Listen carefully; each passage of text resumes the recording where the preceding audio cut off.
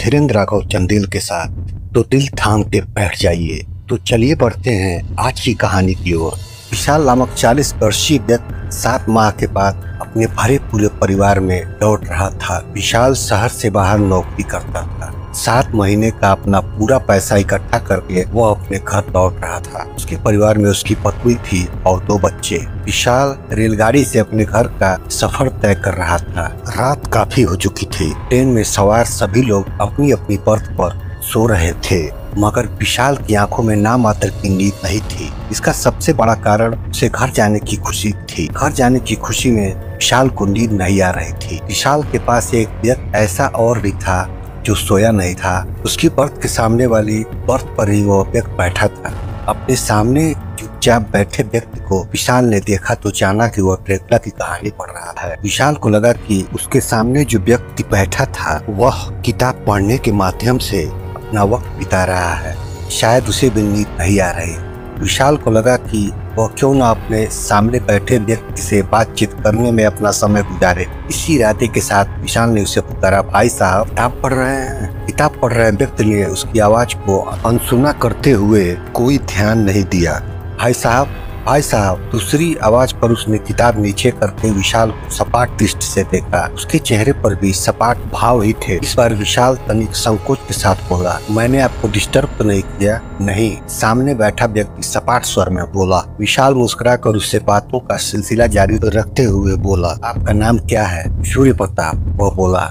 ओह। विशाल ने अलग से सांस छोड़ते हुए कहा, क्या आप भी अपने घर जा रहे हैं? नहीं, सूर्य प्रताप ने पूर्वोक्त स्वर में कहा। तो फिर आप अपने घर से कहीं और जा रहे हैं? विशाल ने मुस्कुराते हुए सामान्य स्वर में कहा। प्रताप ने उसे इस नजर से देखा मानो वह कुछ न कहना चाहता। विशाल चेहरे से ऐसा प्रकट करने लगा मानो बराबर संकोच कर रहा हो। फिर बोला, मैं आज 7 महीने बाद अपने घर वापस लौट रहा हूँ। अपने परिवार से मिलने की खुशी में मुझे नींद नहीं आ रही, इसलिए मैंने सोचा थोड़ा आपसे बात ही करूं। प्रताप कुछ न बोला। वह उसकी बात पर सिर को इस तरह जुम्बिश देकर रह गया मानो उसकी बात पर सहमत जता रहा हो। प्रताप के हाव भाव से साफ जाहिर था कि वह बात करने के मूड में बिल्कुल नहीं था। वह निरंतर जता रहा था जैसे उसे इस समय बात करना बिल्कुल अच्छा न लग रहा, मगर आज तो विशाल जैसे चुप रहने के मूड में बिल्कुल नहीं था। वह बातों को बढ़ावा देते हुए बोला, भाई साहब क्या आप भूत ऋतु में विश्वास करते हैं? हाँ। प्रताप अपने छोटे से उत्तर में बात पूरा किया।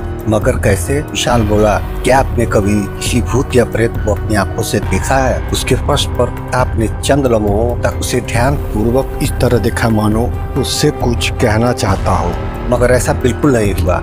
कुछ कहने के स्थान पर प्रताप ने किताब अपने चेहरे के सामने की और उसे पढ़ने लगा। विशाल ऐसा देख उलझ गया। उसकी समझ में नहीं आया कि प्रताप ने उसकी बात का कोई जवाब नहीं देकर अपना चेहरा किताब में क्यों छुपा लिया है। इस बार विशाल ने भरपूर संकोच भरे शब्दों में कहा, आपने मेरी बात का कोई जवाब नहीं दिया। जवाब के रूप में प्रताप ने अपने चेहरे के आगे लगी किताब हटाई तो उसका बहुत ही भयंकर चेहरा विशाल के सामने आ गया।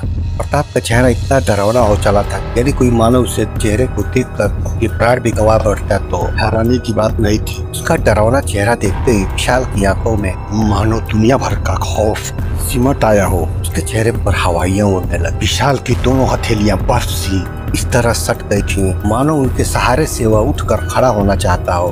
डर के मारे विशाल का बुरा हाल था। उसके तो जैसे तोते ही उड़ गए थे। उसके पैर डर के मारे थर थर कांपने लगे, जैसे उसकी जबान हलक में ही सूख कर रह गई थी। बोलना चाह कर भी वो बोल नहीं पा रहा था। विशाल जान गया कि उसके सामने मौजूद प्रताप कोई मनुष्य नहीं बल्कि भूत है। विशाल बेबस रहकर अपने स्थान पर सिवाय बैठे रहने के कुछ न कर सका। उसके सामने बैठा डरावना चेहरे लंबे लंबे दांत वाला भूत ठहाके लगाकर बोला, अब तुम्हें विश्वास हो चला होगा कि आज के समय में भूत प्रेत जैसी चीजें मौजूद है। क्या तुम सचमुच भूत हो?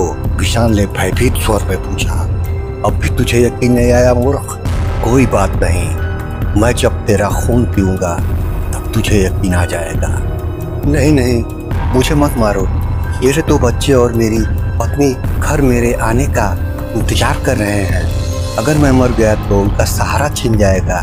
मुझे जाने दो। कहते हुए विशाल अपने स्थान से सरकने लगा। वह भूत उसे देख कर मुस्कुराता रहा। विशाल भागने के चक्कर में अपने स्थान से फुर्ती के साथ उठा और दौड़ पड़ा। उसी समय भूत ने अपने स्थान पर बैठे रहकर ही दाहिना हाथ उठाया। उसका हाथ लंबा हो गया। वहीं बैठे रहकर उसने भाग रहे विशाल की गर्दन पकड़ ली और उसे अपनी तरफ खींच लिया। विशाल चिल्लाया, बचाओ बचाओ। उसकी पुकार सुन रेल में सवार सभी यात्री उसके पास चले आए। विशाल ने देखा कि उसके पास आए सभी यात्रियों के चेहरे भी बहुत डरावने हो चले हैं। अब उसे समझने में ज्यादा वक्त न लगा कि ट्रेन में सवार सभी यात्री भूत हैं। पूरी रेलगाड़ी भूतों से भरी थी। आहिस्ता आहिस्ता विशाल को चारों ओर से भूतों में घेर लिया। इस चक्रव्यूह में फंसने के बाद विशाल का हार्ट अटैक हो गया। इसी के साथ सारे भूत विशाल का खून पीने के साथ साथ उसकी मूर्ति तक नोच नोच कर खा रहे हैं। दोस्तों, अगर आपको हमारी कहानी पसंद आई हो तो चैनल को लाइक और सब्सक्राइब करना बिल्कुल न भूलें और साथ में जो भी भूत को नहीं मानता हो हमें कमेंट में जरूर बताएं।